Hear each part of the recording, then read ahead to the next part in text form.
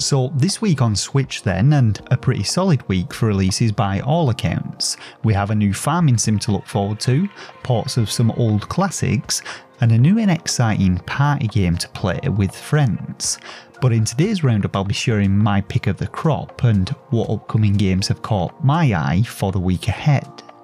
If you're looking to snag a bargain though, be sure to check out my recent deals video covering off 10 games all under $5, and these deals are live going into April, and I'm also giving away a $10 gift card to one lucky winner. With that said though, drop a like and subscribe for more Switch content, and let's get started. So heading up the pack then, tomorrow sees the release of SOULVARS, a new deck building RPG inspired by classic RPGs but with a modern twist, as you unravel a dark conspiracy with your party of Soulsbearers facing off against the invading Dominators in dynamic turn-based battles. This one though comes with some wonderful pixel visuals, and its combat is focused around identifying the enemy's weaknesses and then combining your abilities to counter their attacks and unleash powerful finishing moves. But it's all about building your deck to maximise your effectiveness in battle and working with your team to hunt down unique dominators and obtain rare and powerful gear. It looks like a decent one though for JRPG fans and fans of deck builders alike. So the 27th of June then sees the next entry in the Story of Seasons series, that being Story of Seasons: A Wonderful Life, and I myself have never actually played any of these games, or indeed any of the Harvest Moon games, of which these are remakes, but the classic farming sim type prefer, having you tend to crops, raise livestock including cattle, sheep and chickens, as you forge new friendships in the peaceful town of Forgotten Valley. It is as much a life sim as it is a farming sim though, with you able to build relationships with the residents of the town before getting yourself hitched and marrying them, settling down to build a family. A charming title by all accounts, and one that fans of the series will no doubt be overjoyed to get their hands on. More of an indie title up next then, with Raging Bytes, an interesting looking story driven zombie RPG with some decent looking pixel art, which sees you attempting to survive in a post-apocalyptic zombie infested world.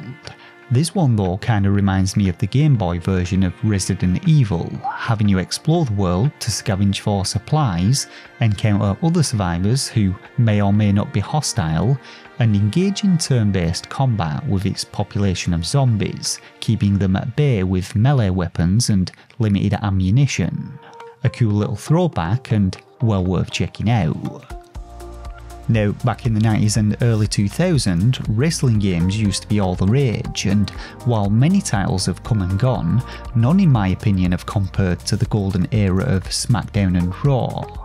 The 29th of June though sees the release of AEW Fight Forever, the latest wrestling entry from THQ Nordic, which sees the likes of Chris Jericho, Jeff Hardy, Owen Hart and a whole other roster of other wrestlers that I've never even heard of, taking to the square circle to compete in bouts of high-octane wrestling. Game modes include classics such as tag teams and ladder matches, as well as some more exotic match types such as exploding barbed wire death and unsanctioned lights out, but the game can be played with up to 4 players, both offline and online, and should be enough to satisfy fans of the genre. Similar to our last entry then, the Lara Croft games were massive back in the 90s, and I'm going to be honest here, when I saw this collection, I had assumed it to be the classic Tomb Raider games, but rather disappointingly, it actually only features 2 of the spin-off titles, the first being The Guardian of Light and the second The Temple of Orsis. Both of these games are part of a co-op oriented series focused around fast-paced arcade combat and puzzle platforming, as you and up to 3 of your buddies venture into Aztec ruins and the tombs of ancient pharaohs, battling supernatural foes and unlocking new weapons, equipment and magical relics to help you on your way. A little bit of a clickbait title in my opinion, but I'm sure there are fans out there of these who will be glad to see them ported. So a bit of a curveball up next then, and one which may or may not turn out to be a nice little hidden gem. But Your Computer May Be at Risk is an unusual third-person narrative puzzle game in which you find yourself locked in a room after a mysterious car accident and must work out how to escape whilst surviving dangerous trials. From what I understand, the puzzles in this one are predominantly based around numbers and logic, so right up my alley and the alley of anyone who's a fan of brain teasers like this. But it looks to have an interesting narrative, some interesting puzzle dynamics, and I may just have to give this one a go myself when it releases on the 29th of June. So another part now of a cult Nintendo DS classic then, Ghost Trick Phantom Detective is an adventure cum puzzle game which centres around the spirit of recently deceased Cecil and his struggle to discover who he is and how he died. The game though has you performing ghost tricks to solve puzzles and navigate the land of the living in spectral form, with you able to switch back and forth between the land of the living and the time-stopped land of the dead. But the gimmick here is that Cecil is able to transfer his soul between objects within a certain radius and must interact with them to open up new paths and influence the characters around him. I had a lot of fun playing this one back in the day on the DS, and in my opinion it's the ideal port to utilise the Switch's touchscreen mechanics.